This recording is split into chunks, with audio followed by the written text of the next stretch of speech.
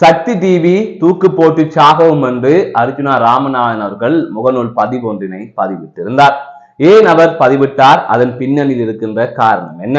அது தவிர சக்தி தொலைக்காட்சி தற்பொழுது டப்பிங் செய்திகளை வெளியிடுகின்ற ஒரு செய்தி தொலைக்காட்சியாகவும், அது தவிர சிங்கள மொழிக்கு முன்னுரிமை கொடுக்கின்ற ஒரு தொலைக்காட்சியாகவும், தமிழை நேசிக்கின்றவர்களை அல்லது தமிழ் தேசியத்தில் ஒன்றாகி இருப்பவர்களை வெளியிலே அனுப்புகின்ற ஒரு தொலைக்காட்சியாகவும் மாறி இருக்கின்றது. அதிலே பல குறைபாடுகள் இருக்கின்றது. இது தொடர்பாக அவர்கள் விட்ட பிழைகள் தொடர்பாக இந்த தொகுப்பிலே விரிவாக பார்க்க இருக்கின்றோம். அதற்கு முதல் ஜேகே ரிப்போர்ட் எனப்படுகின்ற இந்த யூடியூப் சேனலை சப்ஸ்கிரைப் செய்து கொள்ளுங்கள். தொடர்ந்து அருகில் இருக்கின்ற பெல் பட்டனை கிளிக் செய்வதன் ஊடாக நான் போடுகின்ற காணொளிகளை நீங்கள் உடனுக்குடன் பார்க்கக்கூடிய வகையிலே இருக்கும். நான் நடராசா ஜெயகாந்தன். தற்பொழுது விடயத்திற்கு வருவோம். சக்தி தொலைக்காட்சி நீண்ட காலமாக இயங்கிக் கொண்டிருக்கின்ற ஒரு தொலைக்காட்சி. அதாவது உள்நாட்டு யுத்தம் முடிவடைந்து சில வருடங்கள் நிறைவடையும் வரை தமிழ் மக்களுக்கான குரலாக சக்தி தொலைக்காட்சி இருந்தது.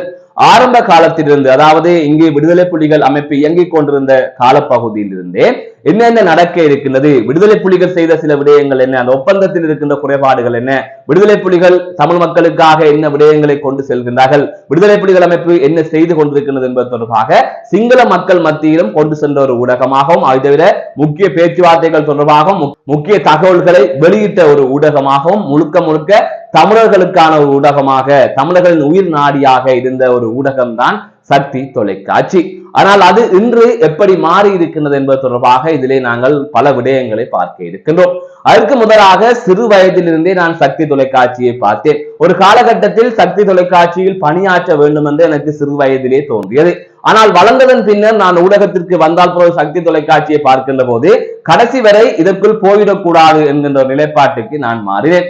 அந்த அளவுக்கு தமிழ் தேசியத்திற்கு ஒவ்வாத, தமிழ் தேசியத்திற்கு தொலைவாக அந்த தொலைக்காட்சி தற்பொழுது மாறி இருக்கின்றது. பல புலைகள் அங்கே நடக்கின்றன. அந்த வகையில் தான் ராமநாதன் அர்ஜுனா, ஜாழ் தேர்தல் மாவட்டத்தின் நாடாளுமன்ற உறுப்பினராக இருக்கின்ற வைத்தியர் ராமநாதன் அர்ஜுனா அவர்கள் ஒரு முகநூல் பதிவினை வெளியிட்டிருந்தார். அந்த முகநூல் பதிவில் அவர் குறிப்பிட்ட விடயம், சக்தி தொலைக்காட்சி தூக்கு போட்டு சாக வேண்டும் என்று அவர் குறிப்பிட்டிருந்தார். சதுரங்க போட்டியில் யார் வெற்றி பெற்றது என்பது கூட சரியாக தெரியாமல் செய்தியை அவர்கள் வெளியிட்டிருக்கின்றார்கள் என்று கடுமையாக விமர்சித்திருந்தார். அவர் எதற்காக இவ்வாறு விமர்சித்தார், என்ன நடந்தது என்பது தொடர்பாக இதிலே பார்ப்போம். நாடாளுமன்றத்தில் நாடாளுமன்ற உறுப்பினர்களுக்கான உள்ளக விளையாட்டு நிகழ்வுகள் நாடாளுமன்ற வளாகத்திற்குள்ளே இடம்பெற்றிருந்தது. இந்நிலையில் பல நாடாளுமன்ற உறுப்பினர்கள் அந்த போட்டியிலே பங்கு பெற்றிருந்தார்கள். பல போட்டிகள் இடம்பெற்றது.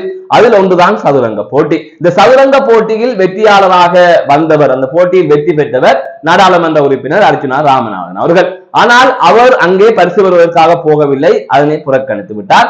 அவருக்கு பதிலாக WHM தர்மசேன எனப்படுகின்ற நபர் தான் அதை பெற்றதாக கூறப்பட்டது. அவ்வாறுதான் செய்தி வெளியிட்டிருக்க வேண்டும்.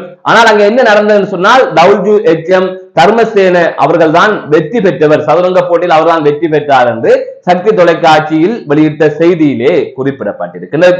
ஆகவே அர்ஜுனா ராமநாதன் அவர்கள் தான் வெற்றி பெற்றார் என்பது தொடர்பாக அதிலே குறிப்பிடப்படவில்லை, அங்கே தகவல் மாறி போடப்பட்டிருக்கிறது. எனவே ஒரு தொலைக்காட்சியில் ஒரு தவறு நடப்பது என்பது இவ்வளவு பெரிய குற்றமா? தவறு என்பது யாருக்குமே நடக்கலாம் தானே? அந்த வகையில் ஏதோ ஒரு தவறு நடந்து விட்டது என்று நீங்கள் கேள்வி எழுப்பலாம். ஆனால் இவ்வாறான தவறுகள் சக்தி தொலைக்காட்சியில் தற்பொழுதுதான் விடப்படுகின்றதா என்று கேட்டால் தொடர்ந்து விடப்படுகின்றது. அதுவே சக்தி தொலைக்காட்சியில் இவ்வாறான தவறுகள் எல்லாம் நடக்க கூடாது, அதற்கான காரணத்தையும் நான் சொல்லுகின்றேன். இன்று பல யூடியூபர்ஸ் இங்கிருக்கிறார்கள்.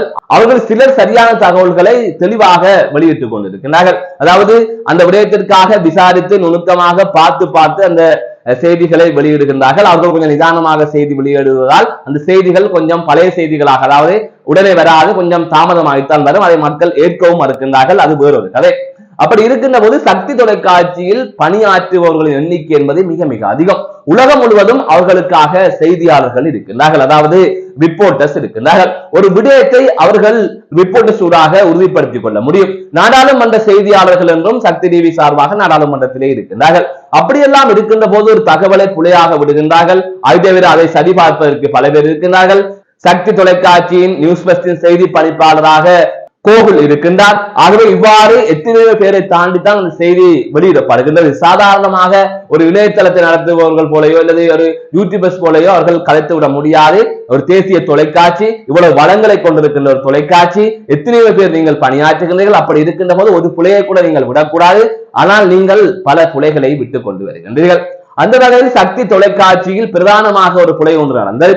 சக்தி தொலைக்காட்சியை ஆரம்பித்தவர் ராஜ மகேந்திரன். அவர் தொழிலதிபர். அவரது மகனான சசி ராஜ மகேந்திரன் தான் தற்பொழுது அதை இயக்கிக் கொண்டிருக்கின்றார். இந்த நிலையில் அந்த ராஜ மகேந்திரன் மறைந்த போது அவரது மறைவை தொடர்ந்து அவரது வாழ்க்கை வரலாறு ஒரு காணொலியாக சக்தி தொலைக்காட்சியிலே வெளியிட்டிருந்தார்கள். அதிலே ராஜ மகேந்திரனின் தந்தையின் பெயரை இவர்கள் புலையாக போட்டிருந்தார்கள். ஆகையால் அந்த நிறுவனத்தில் பணியாற்றுகின்றார்கள். அந்த நிறுவனத்தின் உரிமையாளரான ராஜ மகேந்திரனின் தந்தையின் பெயரையே புலையாக போட்டு அவருக்கான தொகுப்பை அவர்கள் வெளியிட்டிருந்தார்கள். ஆகையால் எந்த அளவிற்கு இவர்களது புலைகள் இருக்கின்றது என்று பாருங்கள். அதனைத் தொடர்ந்து உடனடியாக வெளிநாட்டில் இருக்கின்ற வரதராஜன் எனப்படுகின்ற நபர், அவர்தான் சக்தி தொலைக்காட்சி ஆரம்பித்ததிலிருந்தே அவர் அங்கு பணியாற்றிய ஒருவர். சக்தி தொலைக்காட்சியின் முகாமையாளராக அவர் பணியாற்றியிருந்தார். பின்னர் அவர் வெளிநாட்டுக்கு சென்று விட்டார். அவர் கூட இது தொடர்பாக காட்டமாக முகநூல் பதிவு ஒன்றினை வெளியிட்டிருந்தார். அவர் கோகுலுடன் தொடர்ந்து பேசிக் கொண்டிருக்கின்ற ஒரு நபர். கோகுல் அவர்கள், அதாவது அந்த தொலைக்காட்சியில் செய்தி பணிப்பாளராக இருக்கின்ற கோகுல் அவர்கள் தொடர்ந்து அவரிடம் பல ஆலோசனைகளை பெறுகின்றவராகவும் இருக்கின்றார். அப்படி இருந்து கூட அவர் முகநூலிலே விமர்சித்திருந்தார். அந்த அளவிற்கு ராஜ மகேந்திரனின் தந்தையின் பெயரையே புலையாக தொடர்ந்து பல புலைகளை இவர்கள் விட்டு வருகின்றார்கள். அதற்கான காரணம் என்ன என்பதையும் நான் சொல்லுகின்றேன். ராஜ மகேந்திரன் அவர்கள் இருக்கின்ற போது அவர் இந்த சக்தி தொலைக்காட்சி தொடர்பாக மிகவும் கவனம் செலுத்திக் கொண்டிருந்தார். அவருக்கு ஊடக அறிவும் நாட்டு நடப்பு பற்றியும் அவருக்கு தெரியும். ஆகவே என்ன புலை வந்தாலும் அவரே அதை பார்த்துக் கொள்வார். அவரே சில விடயங்களை துணிச்சலாக செய்யக்கூடியவர், துணிச்சலாக முடிவெடுக்கக்கூடியவர், தமிழர்களை நேசித்து வருவராக இருந்தார். ஆனால் தந்தைக்கு இருக்கின்ற அதே அறிவு பிள்ளைக்கு இருக்குமான்னு கேட்டால் இல்லை என்பதற்கான ஒரு பதிலாகத்தான் அவரது மகன் சசி இருக்கின்றார். இந்த சசி ராஜ மகன் பொறுப்பேற்றதன் பின்னர் பல பிரச்சனைகள் அங்கு நடந்து கொண்டிருக்கின்றது. அதை விட அனுபவம் இல்லாதவர்களாக இருக்கின்றார்கள். அதாவது நீண்ட காலம் ஊடகத்தில் பணியாற்றுகின்றார்கள் என்பதற்காக அவர்கள் அனுபவம் மிக்கவர்கள் என்றோ திறமைசாலிகள் என்றோ எடுத்துக்கொள்ள முடியாது. அப்படி இருக்கின்ற போது இந்த கூகுள் எனப்படுகின்ற அந்த நபர் செய்தி பணிப்பாளராக இருக்கின்ற அந்த சந்தர்ப்பத்தில் பல புள்ளைகள் தொடர்ந்து நடந்து கொண்டிருக்கின்றது. அதை தவிர கம்மத்து எனப்படுகின்ற ஒரு நிகழ்ச்சியை நீங்கள் சக்தி தொலைக்காட்சியிலே பார்த்திருப்பீர்கள். கிராமம் தோறும் சென்று கிராமத்தில் இருக்கின்ற பிரச்சனைகளை வெளிப்படுத்துகின்றோம் என்று கூறியிருப்பார்கள். அது முதல் மக்கள் சக்தி என்றுதான் இருந்தது. ராஜ மகேந்திரன் இறந்தால் பிறகு அதை சிங்களத்தில் மாற்றி விட்டார்கள். அதுக்கு பிறகாக பல செய்திகள் சிங்கள மொழியில் வருகின்ற செய்திகளை அப்படியே மொழி மாற்றம் செய்து தமிழிலே போடுகின்றார்கள். அதாவது தமிழகத்தில் இருக்கின்ற சி டிவி, அந்த பொலிமர் டிவிகளிலே டப் பண்ணி நாடகத்தை போடுவார்கள். அதே போல இங்கு செய்திகளை வெளியிடுகின்றார்கள். ஆக தமிழர் பகுதியில் இடம்பெறுகின்ற செய்திகள் அல்லது சம்பவங்கள் தொடர்பாக அவர்கள் பெரிய அளவிலே முக்கியத்துவம் கொடுப்பதில்லை. முழுக்க முழுக்க தென்னிலங்கை செய்திகளை தமிழிலே மொழிபெயர்த்து போடுகின்றார்கள். ஒரு காலத்தில் தமிழர் அரசியலில் தாக்கம் செலுத்தியது, தமிழர் அரசியலை வழிநடத்திய அந்த ஊடகம் இன்று என்ன செய்வதென்று தெரியாமல் இவ்வளவு வளங்களையும் வைத்துக் கொண்டு புலியான ஒரு பாதையில் சென்று கொண்டிருக்கின்றது. தமிழருக்கு பொருந்தாத ஒரு பாதையில் சென்று கொண்டிருக்கின்றது. அதை விட இன்னும் சில விடயங்களை நான் சொல்லுகின்றேன். சக்தி தொலைக்காட்சியில் செய்தி வாசிப்பாளராக இருந்த ஒரு நபர் ஒருவர், அவர் முஸ்லிம் நபர், அவர் தமிழ் பெண்களின் ஆடைகள் தொடர்பாக ஆபாசமாக விமர்சித்திருந்தார். அது தொடர்பாக நான் ஏற்கனவே ஒரு இணையதளத்தில் பணியாற்றுகின்ற ஒரு சுட்டிக்காட்டின அது தொடர்பாக செய்தி வெளியிட்டிருந்தேன். அதுக்கு பிறகு அவர் அங்கிருந்து நீக்கப்பட்டிருந்தார். அதே போல கொத்திவி துறக்கம் பொலிவந்தி எனப்படுகின்ற ஒரு பேரணி இடம்பெற்ற போது அவர்களது 2 ரிப்போர்ட்டர்ஸ்கள் அந்த பேரணியில் கலந்து கொண்டிருந்தார்களாம். அதாவது நியூஸ் பெஸ்ட் டி-ஷர்ட்டை போட்டுக்கொண்டு கலந்து கொண்டிருந்தார்களாம். அதன் அடிப்படையில் அவர்களை நீக்குவதற்கான நடவடிக்கைகள் எல்லாம் மேற்கொண்டார்கள். அது தொடர்பாக செய்திகள் எல்லாம் வெளியிட்டதன் பின்னர் அவர்களது நீக்கத்தை அப்போது நிறுத்தி வைத்திருந்தார்கள். அதாவது அந்த பேரணியில் இவர்கள் தமிழர்களாக கலந்து கொண்டார்கள். அதற்காக இவர்கள் டி-ஷர்ட்டை பயன்படுத்தினார்கள். அந்த டி-ஷர்ட்டை போட்டுக்கொண்டு இவர்கள் போனார்கள். அதாவது செய்தி சேகரித்ததன் பின்னர் அந்த டி-ஷர்ட்டை போட்டுக்கொண்டு அவர் கொஞ்சம் தூரம் நடந்து சென்றார்கள் என்பதற்காக அவர்களை நீக்குவதற்கான முடிவை அந்த தொலைக்காட்சி எடுத்திருந்தது. அதுவே டி-ஷர்ட்டை போட்டுக்கொண்டு இவ்வாறான பேரணியில் நீங்கள் கலந்து கொள்ளக்கூடாது என்று அவர்கள் சொல்லியிருக்கிறார்கள். அதுவே புலை என்று நான் சொல்லவில்லை. அதாவது எந்த சார்பும் இல்லாமல் ரிப்போர்ட்டர்ஸ் இருக்க வேண்டும், அவர்கள் சக்திக்காக பணியாற்ற வேண்டும் என்று நினைப்பது சரி. ஒரு பக்கத்தில் அதை நான் புலை என்று சொல்லவில்லை. ஊடகத்தின் அடிப்படையில் அது சரியான ஒரு விடயம் தான். ஆனால் நீங்கள் அவ்வாறெல்லாம் பார்க்கின்ற நீங்கள் இந்த இவ்வளவு பிரச்சனைகளை இழுத்து வைத்திருக்கிறீர்கள், தமிழையே மாற்றி வைத்திருக்கிறீர்கள், தமிழர்களுக்கான முக்கியத்துவத்தை இல்லாமல் செய்திருக்கிறீர்கள். அப்படி இருக்கின்ற போது அவர்கள் நீக்குவதற்கான ஒரு முடிவை அப்போது சந்தர்ப்பத்தில் எடுத்திருந்தீர்கள் என்பதை நான் இங்கு சுட்டி காட்டுகின்றேன். அதனால் இவ்வாறு சக்தி தொலைக்காட்சியில் பல பிரச்சனைகள் தொடர்ந்து கொண்டே போகின்றது. செய்திகள் சரியாக போடப்படுவதில்லை, தமிழர் பகுதியில் இடம்பெறுகின்ற பிரச்சனைக்கு முக்கியத்துவம் கொடுப்பதில்லை. அதை விட மோசமான ஒரு விடயம், நீங்கள் வைத்திருக்கின்ற மாவட்ட செய்தி சேகரிப்பாளர்கள், அதாவது நீங்கள் வைத்திருக்கின்ற செய்தி சேகரிப்பாளர்கள், உங்கள் தொலைக்காட்சிக்கான செய்தி சேகரிப்பாளர்கள் ரிப்போர்ட்டர்ஸ்கள் வடக்கு கிழக்கு பகுதியில் இருக்கிறார்கள். அதில் சிலர் செய்கின்ற வேலைகள் என்பது அதை ஒரு தனியான ஒரு காணொலியாக பதிவு செய்ய வேண்டும். அதை இதிலே விடுவோம். இவ்வளவு தூரம் கதைத்த விடயத்தையும் பார்ப்போம். முதலில் அங்கே மாறுங்கள், அதுக்கு பிறகு ரிப்போர்ட்டர்ஸ் மாறட்டும். அது தொடர்பாக ஆதாரத்துடன் நான் சுட்டி காட்டுகிறேன். எனவே இவ்வாறு இந்த சக்தி தொலைக்காட்சி போய்கொண்டிருக்கிறது. தமிழர்களை விட்டு அந்நியப்பட்டு போய்விட்டது. ஒரு சிங்கள தொலைக்காட்சியின் டப்பிங் தொலைக்காட்சியாக சக்தி டிவி இயங்கிக் கொண்டிருக்கிறது. ஆகையால் இதிலே சில மாற்றங்கள் வேண்டும். ஒரு சிறந்த நபர்களை அந்த பதவியிலே நீங்கள் நிறுத்தி சிறந்த நபர்களை வைத்துக் கொண்டு அதை அடுத்த கட்டத்துக்கு கொண்டு செல்ல வேண்டும்.